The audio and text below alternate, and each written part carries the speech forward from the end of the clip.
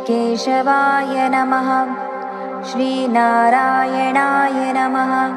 श्रीमाधवाय नमः। श्रीगोविन्दाय नमः। श्रीविष्णवे नमः। श्रीमधुसूदनाय नमः। श्रीत्रिविक्रमाय नमः। श्रीवामनाय नमः। श्रीश्रीधराय नमः।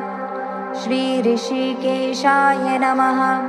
श्रीपद्मनाभाय नमः। श्रीदामोदराय नमः।